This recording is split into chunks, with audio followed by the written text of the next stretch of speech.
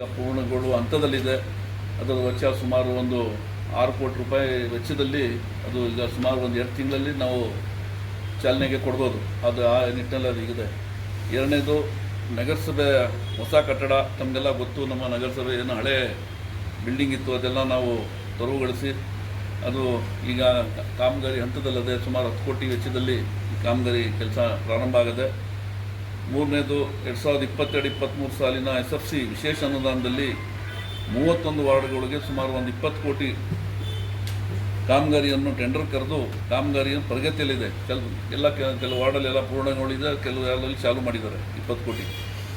ಮತ್ತು ನಾಲ್ಕನೇದು ಚನ್ನಪಟ್ಟಣ ನಗರಸಭೆ ವ್ಯಾಪ್ತಿಯಲ್ಲಿರುವ 6,000 ನಾವು ಈ ಖಾತೆಗಳನ್ನು ಸಾರ್ವಜನಿಕರಿಗೆ ವಿತರಿಸಲಾಗಿರುತ್ತದೆ.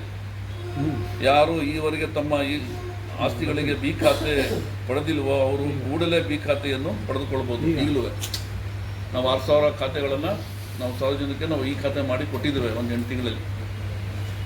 ಮತ್ತು ಐದನೇದು ನಗರದ ಪ್ರತಿ ಮನೆಗೆ ನಾವು ಈಗ ತಮಗೆಲ್ಲ ಗೊತ್ತು, ನಾನು ಸುಮಾರು ಭಾಷಣಗಳಲ್ಲಿ ಹೇಳಿದ್ದೀನಿ, ಈ ಪ್ಲಾಸ್ಟಿಕ್ನ ನಿಷೇಧ ಮಾಡಬೇಕು ಮತ್ತು ಪ್ರತಿ ಮನೆಗೆ ಒಂದು ಒಳ್ಳೆ ಕ್ವಾಲಿಟಿಯ ಒಂದು ಚಿಕ್ಕದು ಒಂದು ದೊಡ್ಡದು ಒಂದು ಬಟ್ಟೆ ಬ್ಯಾಗ್ ಕೊಡುವ ಅಂದ್ಬಿಟ್ಟು ನಾವು ಒಂದು ತೀರ್ಮಾನ ತಗೊಂಡಿದ್ದು.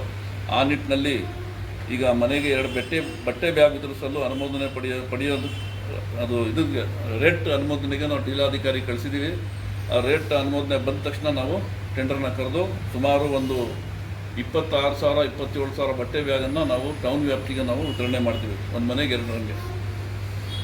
ಈಗ ನೋಡಿ, ಅದು ಅಮೃತ್ 2 ಯೋಜನೆ ಸೆಂಟ್ರಲ್ ಗೌರ್ಮೆಂಟ್ದು. ಅದು ನಾವು 1ರಿಂದ 10 ವಾರ್ಡ್ ತೊಗೊಂಡವ್ರೆ. 1ರಿಂದ 8 ಮತ್ತು 26, 27 10 ವಾರ್ಡ್ ತೊಗೊಂಡು ಅವರು ಸೆಂಟ್ರಲ್ ಯೋಜನೆ, ಅದು ಹಳೆ ಪೈಪು ಏನಿದೆ ನಮ್ಮ ಕಾವೇರಿದು ತೆಗೆದ್ಬಿಟ್ಟು ಅದು ಯಾವುದಕ್ಕೆ ಒಳ್ಳೆ ಕ್ವಾಲಿಟಿ ಪೈಪ್ ಹಾಕಿ 10 ವಾರ್ಡ್ನ ಅವರು ಚೆಕ್ ಮಾಡಿ ಕೆಲಸ ಶುರು ಮಾಡಿದ್ರು.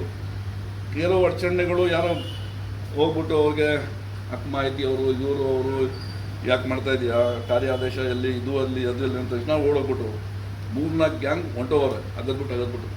ಅದಕ್ಕೆ ನಾವು ಅವ್ರಿಗೆ ಭರವಸೆ ಕೊಟ್ಟು ನಾವಿದ್ದೀವಿ, ನಿಮ್ಮ ಜೊತೆಲಿ ಸದಸ್ಯರಿರ್ತಾರೆ, ನೀವು ಬಂದು ಕೆಲಸ ಮಾಡಿ ಅಂತ ನಾವು ಭರವಸೆ ಕೊಟ್ಟ ಮೇಲೆ ಈಗ ಬಂದಿದ್ದಾರೆ.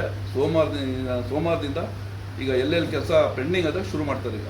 ಆಮೇಲೆ ಇದೇ ಥರ CNGಯಲ್ಲಿ ಗ್ಯಾಸ್ ಕಲೆಕ್ಷನ್, ಅದು ಸೆಂಟ್ರಲ್ ಗೌರ್ಮೆಂಟ್ ಯೋಜನೆ. ಈಗೆಲ್ಲ ಅವರು ಯೋಜನೆ ಪ್ರಕಾರ ನಾವು ಸರ್ಕಾರದ ಆದೇಶ ಬಂದಮೇಲೆ ನಾವು ಮಾಡಿಕೊಳ್ಳೇಬೇಕು. ಆಮೇಲೆ ಅವರೇ ಫಿಲಪ್ ಮಾಡಿಕೊಡ್ತೀವಿ ಅಂತ ಹೇಳಿದ್ದಾರೆ. ಎಲ್ಲಿ ತಾರ್ ರೋಡ್ ಇರಲಿ, ಕಾಂಕ್ರೀಟ್ ರೋಡ್ ಇರಲಿ, ನಾವು ಏನು ಹಾಕ್ತಿರ್ತಾರೆ ಅವ್ರಿಗೆ ನಮ್ಮ ದುಡ್ಡು ಕಟ್ಟಿದ್ದಾರೆ ಅವರು ನಗರಸಭೆಗೆ ಗ್ಯಾಸ್.